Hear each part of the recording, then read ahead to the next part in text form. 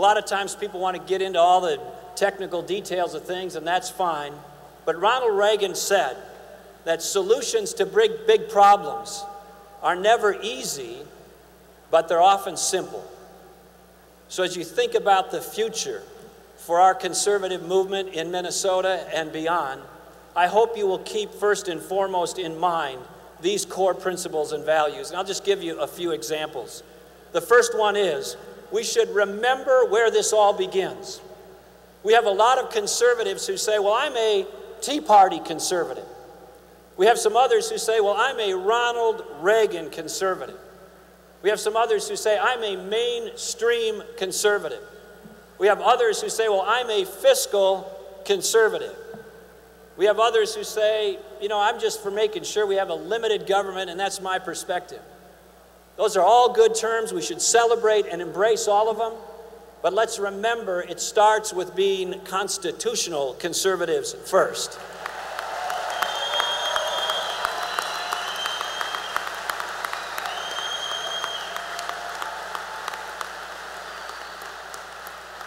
And within that, it's okay to remember that our rights and privileges as Americans and Minnesotans come from our Creator, not from our congressman.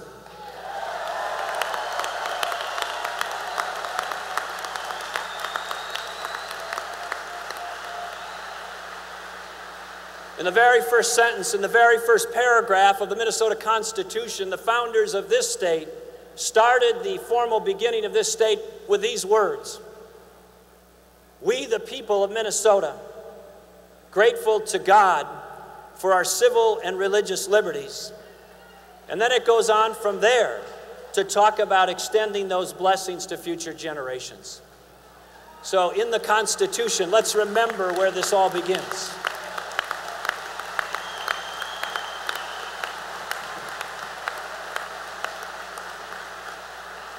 Now, this next principle is tough, it's complex. I know time is short, and it's a busy room, so stick with me, bear with me. I know it's really hard to follow this one. I'll try to say it slowly and clearly.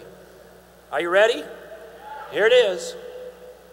We can't spend more than we have.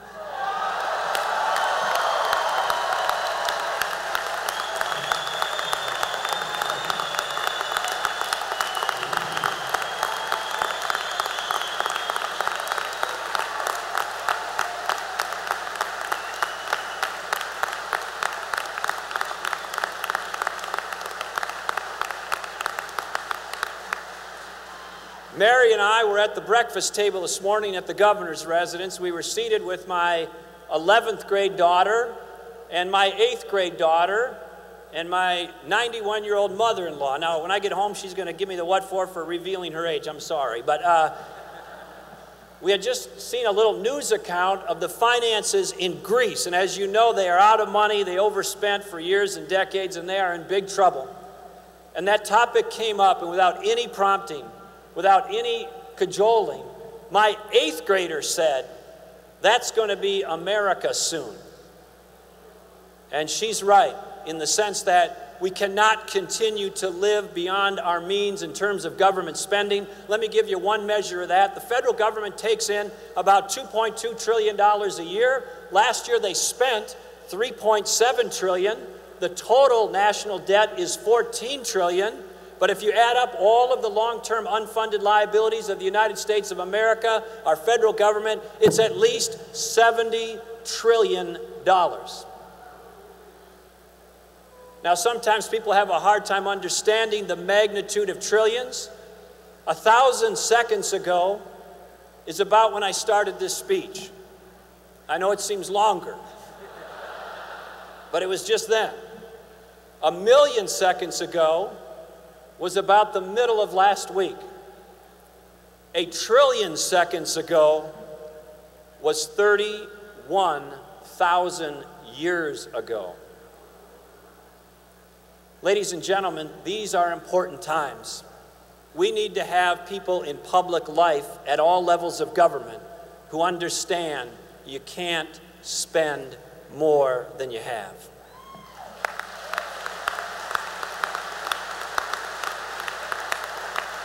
Here's another principle for you. Again, this one's very complex, very difficult, nuanced. People behave differently when they're spending at least some of their own money. If they believe it's free, even though it's not free, they behave very differently. Now, if you don't believe me, just go watch how people behave around an open bar. It's very different than if they're paying for it themselves, right? That principle has to be applied to public policy in Minnesota and across this country. I'm very proud that Minnesota has the highest concentration of health savings accounts in the country.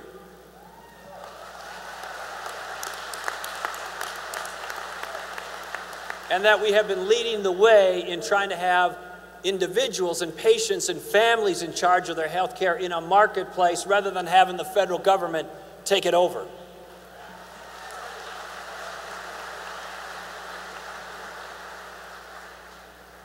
I want to just spend just a minute on a few of the things I'm most proud of in my time as governor. I won't go through it all, but a few highlights. As we set priorities for Minnesota now and going forward, let's all remember that the first duty of the government is to make sure that our nation is secure and that our people are safe.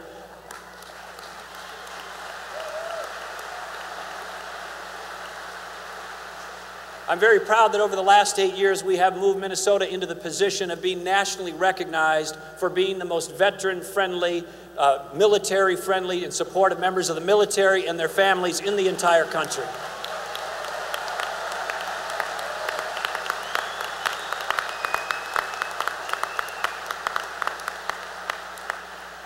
Every governor since Rudy Perpich, including Rudy Perpich, some 30 years ago, said we should at least get Minnesota out of the top 10 in taxes.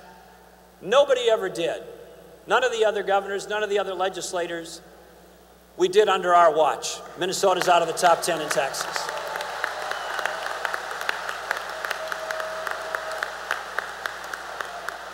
We have finally got Minnesota's spending down to a level that's sustainable and improved. From 1960, the year that I was born, until I became governor. By the way, that makes me 50 later this year. I got my ARP card in the mail the other day. Mary comes in waving it around. Look, look, you got your ARP card. Like, you gotta be kidding me. Suffice it to say, it's still on the desk. But, but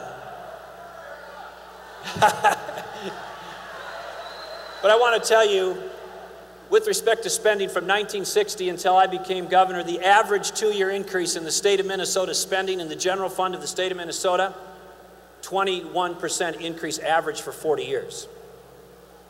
We brought that down to 2% a year on average on my watch, and now for the first time in the 150-year history of Minnesota, we have reduced state government spending in real terms.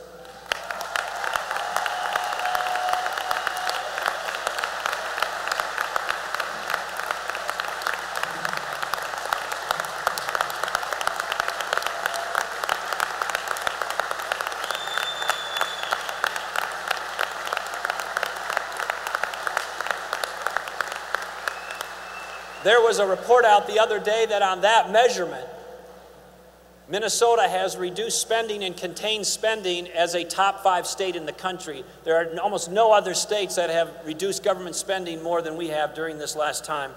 I want to also talk to you briefly about education reform.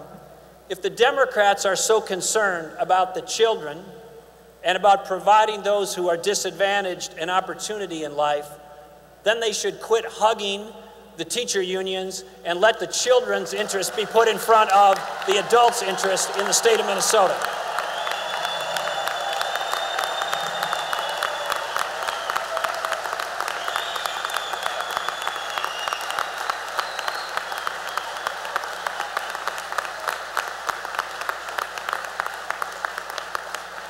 Some of you have been around long enough to remember the junky old school standards we had called the profile of learning. We threw them out and put in rigorous, good standards that are now recognized around the world. Our student learning, because of those standards, has improved. We were the first state in the nation to go statewide with a program to move teachers from seniority pay to performance pay, and now the rest of the nation is racing to get there as well.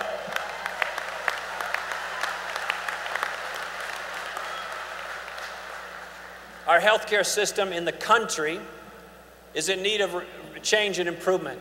But what just happened in Washington, D.C. takes it in a very bad direction. And again, our friends on the other side of the aisle in Minnesota are now saying Obamacare did not go far enough, that the Democrats, including their endorsed candidate for governor, want to take it from Obamacare to a complete takeover through what's called a single-payer system.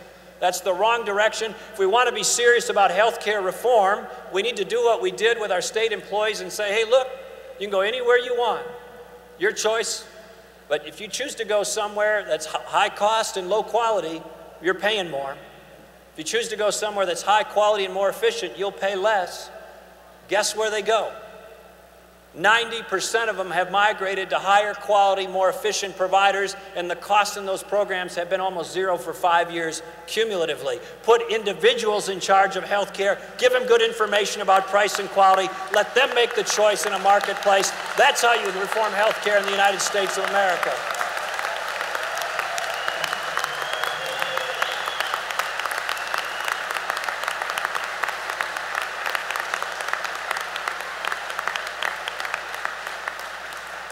And then lastly, people say, oh, what about these sensitive issues about, Second Amendment rights? I'm proud to have been the only governor in the country to sign concealed carry law into law twice.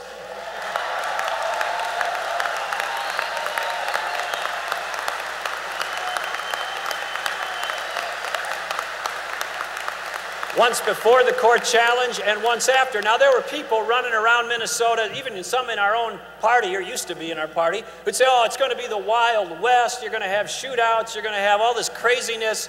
None of that has happened. More people have been killed by the Hiawatha Light Rail Line than concealed carry permit holders in Minnesota.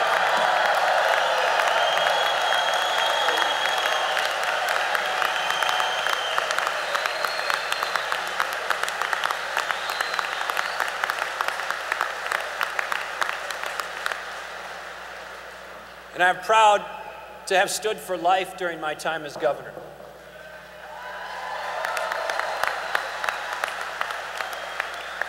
Proud of the efforts we made to pass the Women's Right to Know bill. I'm proud of the efforts we've made to provide the positive alternatives to abortion bill and many others. And lastly, I'm proud to tell you that for the first time in the modern history of the state of Minnesota, we now have a majority of judges on the Minnesota Supreme Court who will interpret the law as written and not make it up on the back of a napkin.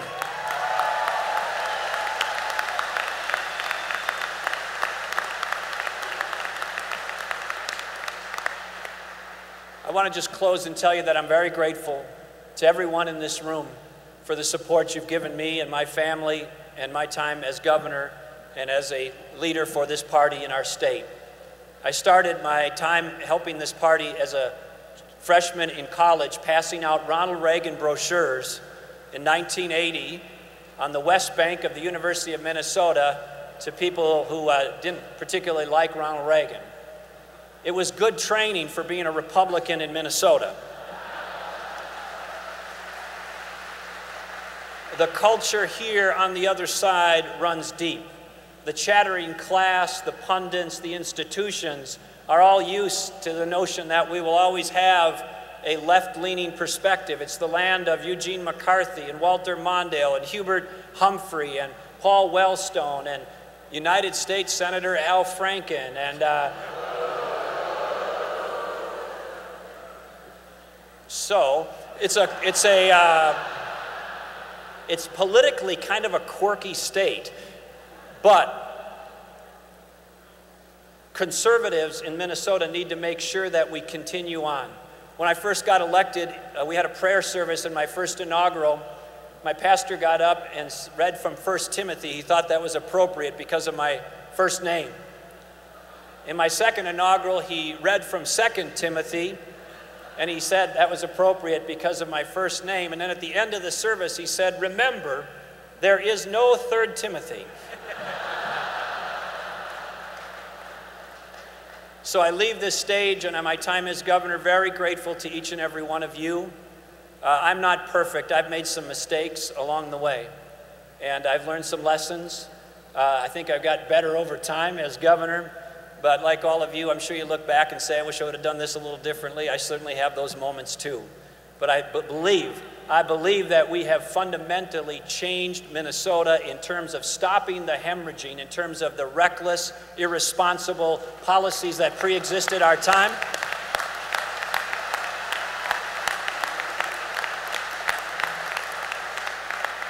And we now have set the stage for that to continue. And it's not a sprint. I don't run down the 100-yard dash and say it's over, look at me, my time's over. It's important that every one of us, including me now, view life not as the sprint, but as the relay race to get ready to pass the baton to the next candidates who are going to lead this state and lead the party for Minnesota.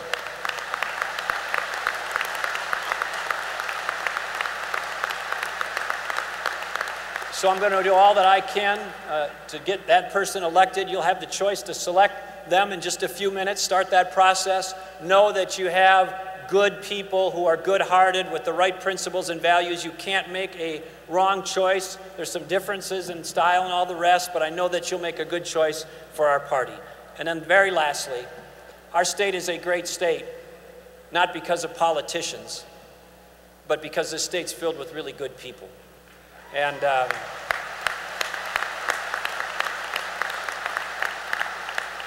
we compete against a party, the Democrats, who create the illusion that they're giving away free stuff. You know, if somebody's got a problem, they say, we're going to give you something that's quote-unquote free. So you and I know it's not free. Our argument's a little more complicated as to how we talk about liberty and freedom and free markets and individual responsibility and the role of charity and faith and institutions outside of government. And they just say, you got a problem, we got some free stuff. But you and I know it's not that simple. And these are important times. The fact that you're sitting here on a sunny Friday afternoon or soon afternoon when you could be lots of different places says a lot about the importance of this process. It says a lot about the importance of being involved. We need you. We need a conservative governor in the state of Minnesota. We need a conservative legislature in the state of Minnesota. All that I've done, all that I've tried to do, all that I've stopped, all that we've accomplished will be washed away in 6 months if we don't have somebody who continues this course for our state. Please do all you can to get a Republican governor elected this fall. Thank you, each and every one of you. May God continue to bless the state of Minnesota, and may God continue to bless the United States of America. Thank you very much.